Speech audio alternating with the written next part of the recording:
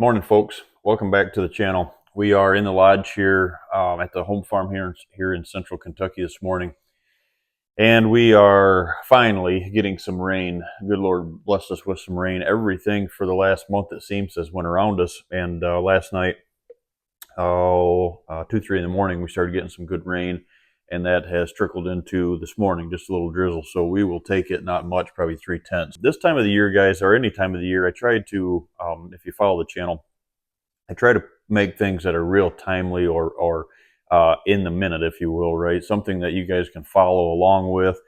So we're not talking right now about, late season strategies. We're talking about what we're going to do in July and we're looking forward to into August and stuff like that, right? So I try to stay ahead of you. Um, Today, we're going to talk about, guys, top 5 things not to do in July. July is starting into that period where things are getting real, right? We have to have that mindset. Hopefully, you have started a whole kind of checklist and getting your mind right and starting to search for those bucks that hopefully made it through from last year, and we're starting to get things in motion. But number one, mowing right now, mowing your food plots, your shot plots with high heat, right? With a heat index so high.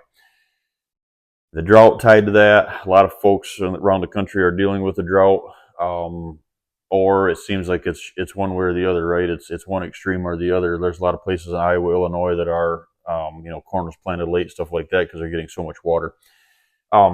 Here, like most of the parts of the country, we're dealing with that heat. Guys, I find myself mowing way less than ever before. Every year, I just mow less. And that reason behind that is starting to really put a lot of, watching. I'm blessed here to have the farm and watching those, what works, what doesn't, and then being able to bring that stuff to you guys. And what I have found over the last 3 years. So first of all, when I went into the farm here, I told myself I was going to have 3 years to really tweak the food plotting part of it and really tweak the farm, because like I tell my clients, every property is different. So I can recommend a food plot strategy, let's say, for someone 100 miles from here, and maybe the same theory here, but maybe I have to tweak it just a little bit for my ground.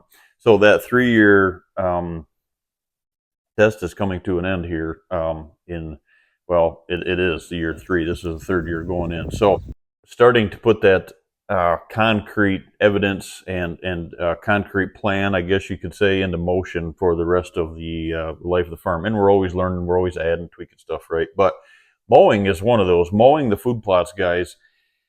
Let's just start there. I think this time of the year that a lot of folks look out and, you have a failed summer plot, let's say, the drought, you planted, whether you're planting our blends that we have through Northwoods or not, you think it failed, right? Maybe the Johnson grass here in Kentucky got, was overrun on you. Maybe your weeds are out of control and you just think you should mow. Guys, right now, I highly encourage you, do not mow. And the reason for that is mowing earlier in the season, maybe in May when we were getting a bunch of good rains, maybe, that there's a lot of power to be said with that, especially on your shot plots, right? Setting that debris, I guess you could say, that junk off the top. And I always stress, guys, make sure that you're mowing what you want to get gone. Don't mow just to have more tender food in that area. So don't mow your food plots, first of all, right? Because what I find, guys, is going into the next step here, going into that August or mid-August time, whatever you have growing in your plots right now, you can use to make a better fall food plot. But if you don't have it, you can't. And what I mean by that, right, is we're going to crimp that down. Usually we don't crimp in the fall, but if it's a failed situation, it's full of grass, full of weeds, you can seed through it, crimp it, spray it, and then all of that stuff is working for you in the ground as it decays. Right now, if you mow it, all you're doing is you're not killing anything, you're not setting anything back, and you're making that dense, mulch mat layer. It's really not even mulch, that dense mat layer, um, and you can't get stuff through it. Then what happens is it stresses the plant so much, whether it's grass, whether you have anything growing in there or not, stresses the plants. The heat is there, sets the growing back, and then it's much like, guys, if you go down the road and everybody, just wants to keep their yards maintained and looking beautiful and stuff, right? And they're on, I got to mow once a week, whether it rains or not. Well, what happens is you drive around your community, you look at everybody's yards and they're burnt. So there's a joke that I've got, and I always have told people this for years. If you lower your mowing deck at all on your lawnmower, we're not the same people, right? So um, it's kind of a joke, but the reason I say that is a lot of folks mow their yards too short, and they have to mow every week, whether there's rain there or not. And it's the worst thing that you could possibly do, because as soon as you do that, you overheat that ground. You're introducing and you're helping the weeds thrive, and you're not helping the grasses in a lawn, let's say, that you want. Same thing goes with food plots. You set that stuff back, you open it up, you overheat the soil, you're going to blow up with weeds. So don't mow it.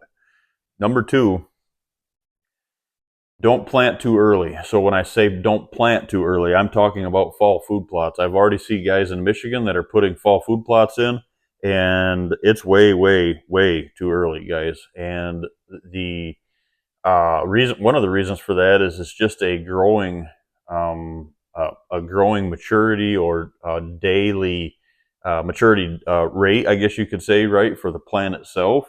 Is what you're going to find is you're going to mature, and your plants are going to be on the decrease when we want them actually to be still viable and maybe even still growing. The other side of that is the drought. The drought is probably the most important reason for that right now, guys. Is just because you've got one rain right now, you got to look in the 10-day. I'm not planning. I'm not even thinking about planning right now, but I mean, I'm not planning even in August unless I have one rain followed by another. The worst thing that you could do is see a rain right now and plant, and then be 10 days or 12 days without any rain. The reason for that is that seed is in there, and we're only, that seed is only in the ground half inch, 3/4 of an inch, something like that, right? Maybe an inch, depending on what you're planting. And that germination starts because you're in that top moisture layer, moisture zone, and that seed goes to germination and then gets no more rain, and it starts to crust up, dry up, and then the seed is not viable. The seed dies. So I see that time and time again. In July, you think you're getting ahead of the situation, and you're actually not. I think another thing to go along with that, right, guys, is I see a lot of folks out there doing a lot of field preparations right now, burning down their fields, 2,4-D, glyphosate, waiting 2 weeks, going more 2,4-D and glyphosate, disc once, do it again, 2 weeks later, do it again, and you're creating so much compaction, you're overheating that soil, and you're going to start in the fall with a very used and abused seed bed. When you think you're doing great things, you're actually setting yourself back. So don't get caught in those traps. Just probably maybe the moral of the story on number 2 is be patient, right? You got plenty of time. Number 3, the infield scouting. Don't infield scout or view or watch is what I've got on that, guys. The big X on that is viewing and watching. What I find this time of the year, and I look back, I could show you 25 years ago, 30 years ago, as a kid in mid-Michigan, going and taking, at that time, VHS camera, and I just loved being out in the field, watching deer, filming deer. This dates back years and years and years ago, right? Well, here's the problem with that. I started really watching what I was doing, especially when I started guiding, and we were watching deer, we were finding deer, we were watching those summer movements, but it was from afar. I was either doing it from a ridge top, I was doing it from more of an inventory thing, right? But a lot of that was done from the truck, glassing from the truck, or driving through the community, just trying to get an eye on what was in the community, knowing that they were going to circulate back through, and now circulate back through my farms. That's what you need to be doing. Don't infield scout. I see a lot of folks taking the cameras, going down the fence rows 300, 400, 500 yards from the truck, getting in there, just to get some eyes on some deer, some bucks, and velvet, and filming. And then you have to get out, and well, they get out and they're blowing the field out. Guys, you're starting that chain of pressure, and you're starting that chain of pressure way, way, way too early. And like I said, I've been there, done that, bought the t-shirt, right? And I'm telling you, that's not something that you want to be doing.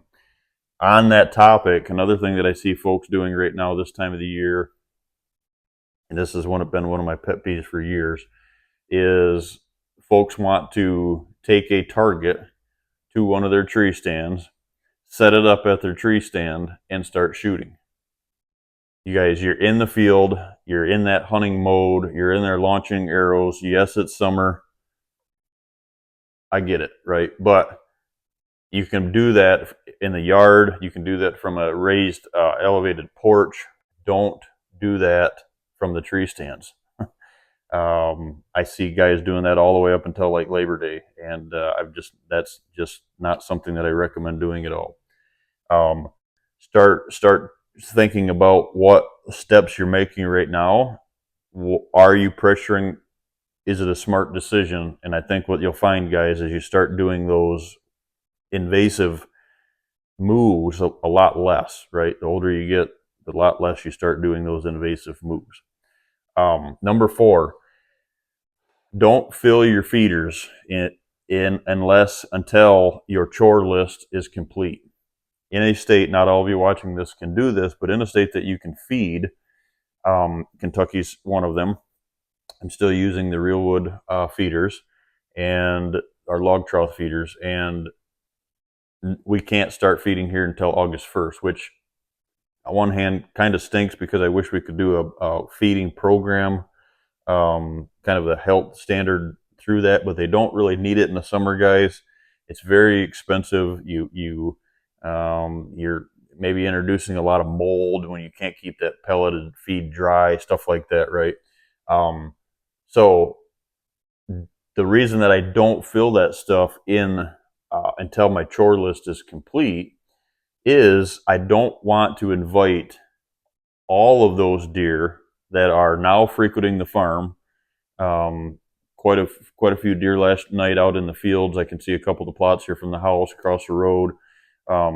I've been seeing a lot of good bucks in the evening driving around the community, and I don't want all them deer sticking here to a point where they would be moving off, let's say, a couple hundred yards, and they're starting to really navigate around the farm, touching and feeling the whole farm. I don't want to have the abundance of them here so close to those feeders, and I still got a chore list to do. So I'm going in. What I'm doing is, right, you're inviting them to the plate, and then we're going in and we just keep blowing them off. All of a sudden, it's this pressure spectrum, and it's maybe in the summer it's because they'll put up with it, right? Some of it, it's not the human intrusion, but it's the stress factor that I look at, right? And it's not all about the antlers. It all, to me, probably the older I get, the less important that is. But it's the health standard side of it that goes in, and you start creating stress, guys. And stress takes from antler growth. Now, this is coming from someone that I used to manage high fence ranches in the state of Michigan years ago. And I'm telling you, when you have a deer that's stressed out, or a pen that's stressed out, or a ranch in general, we had one of the ranches was just a hunting ranch, 300 acres under fence, and it was just hunting. The breeding facility was a separate entity. And I'm telling you, if you stress those deer out, we had bear issues, some coyote issues in there. And if those deer are stressed, you can really, really, really tell. It doesn't matter how good your feed program is, you can really tell that stress is affecting that antler growth. So keep that low. Don't fill those feeders, guys, until your chore lists are complete. Number 5, it's one of the things, kind of a do and a don't, right? Don't forget to refresh your mineral sites. So this time of the year, there's so much energy. The joke is, right, that you can kind of almost watch them grow, that antlers grow. And it's true. Well, right now they are crushing the minerals. You can tell that they're dumping everything in, all of that blood flow to those antlers. They're just dumping everything in, all their energy, all their nutrition, everything into those antlers, and they can't possibly eat enough. So you really want to make sure that if you are looking for that and you do want to help that antler growth, make sure your mineral sites are charged. Now, what you'll find with what the channel guys, I'm sure you've seen this and we've talked about this, is I don't do the mineral on the ground, directly on the ground anymore. I don't like the big water, mud, dirt hole that mineral creates. I've never been a fan of that. I did that for years, and man, I'd come back, there'd be water standing in it when we did get rain, mud, and that cracked mud around there, guys. It's just a trying, in a way to introduce EHD, and I've just never been a fan of it. So many years ago, what I did, guys, is I would take like a 16, 18-inch log, like 8 foot long. Some of mine here are a little bit shorter, and I'm going to make them longer for next year. But what I do is I cut a trough in it, like a big V in there, right? And I hold the trace mineral, the salt, and then I put so a trace mineral on one side, salt block on the other side, let's say, and then I fill the center with that with a loose mineral. So this year, this time of the year, the trace minerals, I find the trace mineral blocks are getting crushed. So we're playing with some mineral. I've been using Lucky Buck for years, and it's got great aroma. But we're playing with some things, mixing some stuff up, seeing what's better. I used to make my own mineral, right? But it's not something that I do anymore. I just buy it, let's say. So those sites, make sure that you're charging them. They're staying high and dry. That log gets saturated. Yeah, some of it goes down, and you got some mud tracks around them logs, but it's nowhere near that big hole. So maybe you want to do that and try that. Maybe you don't, but I think once you see it and how much the grass is all the way around them and how clean that feed station, let's say, or that mineral station stays, I think you'll agree that that's the thing to do. And another thing, guys, I want to touch on this as a bonus, number 6. I see this fad growing around the world, and I just want to stress that this is not something that you want to do. So the whole fencing and deterring deer detouring, if you will, away from your food sources is something that I do not recommend at all. I don't agree with fencing your food plots in. I understand what you're trying to do. I understand what folks are trying to accomplish by doing that. But I want the deer, the does, the fawns, the bucks to have the nutritional value that a food plot offers, right? That's one thing. Now, this time of the year, they're getting a lot of that food value from the woods, and there's so much browse. But there's something to be said with that, making that ground better, and those food plots and those plants that are growing are going to be more nutritional. Well, the thing that I find, guys, is a lot of folks are trying to fence in soybeans, right? Well, if you're planting straight soybean in a food plot, unless it's a destination field, like 5-10 acres, something like that, larger, you shouldn't be planting straight soybean anyway. That's my feeling. You're not doing justice for your ground, for your deer in the future, in the later season that you think you are. You're actually going backwards. So I don't recommend fencing that. We want those deer to touch and feel them food plots. I don't think, guys, is I've seen some folks that have, they were actually laughing about it, showing video how cool it was, these bucks walking up to them electric fences and getting zapped. I don't find the humor in that at all, as far as trying to build it's trying to build a productive property in inviting deer. Why in the world do you want to zap them and keep them away from it? So I don't, whether you're getting that on your cameras or not, that's what you're doing with electric fence. You might as well disc the field up or take all your food away from the farm and tell them you don't want them there at all, because that's what you're doing with an electric fence. So the other side of that, probably the one that gets me more than the electric fence does, is sirens, scarecrows. I see these air-operated arm things that you see at the tire store out in the field lights going off, motion sensors. Deer enter these fields, these food plots, and we're blowing alarms at them. 12 gauge blank 12 gauge gun or shotgun shells go off, scaring all the deer off. Uh, Boy, I really hope that fad doesn't catch on and folks don't buy into that, guys. If you are doing that, you are starting this pressure on that food plot that you are not going to end. These food plots, guys, are, and we're going to do multiple videos on coming up on this. These food plots, guys, are the highest stressed thing that you can do on a piece of property. It's one of the best things that you can do to promote a property and to get deer to stay there, right? And nutrition and everything else that comes with that. But trying to force and blow sirens and make scarecrows and mannequins on these fields, guys, is not what you want to do. You are devastating your property. I probably will right now probably say, guys, that's probably the number one thing that you could do to destroy your property this in July or this time of the year. So I see a lot of folks doing that a couple months ago or a month ago, let's say, when you planted your summer fields, your plots, and the theory is to let the keep the deer out of there and let that growth kind of explode, and then let the deer back into it. Guys, the deer are going to destroy it a month after it grows, or they're going to destroy it when it grows if you're planting a monoculture or something anyway. So I don't recommend that at all.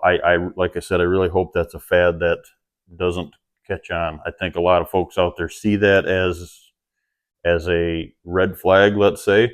But the way social media is today, I think a lot of that can get carried away. And I don't do that. Please don't do that to your farms. Don't do that to yourselves.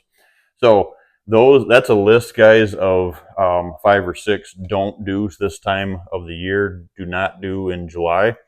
And then what we're going to do, guys, is we're going to do a couple other videos here that tie into some things that we can be doing, that checklist that we should be going through, and really, really looking forward. Planting the fall food plots is just around the corner. So hopefully weather dependent, Lord willing, we get some good rains and we all can experience a good growing season going into late summer. So take these ones to heart, guys. Like I said, there's some fads, there's some flashy things out there on social media that I think can get a lot of folks in trouble. I've learned these over the years. These 5 or 6 don't do's can really help you out. Thanks, guys.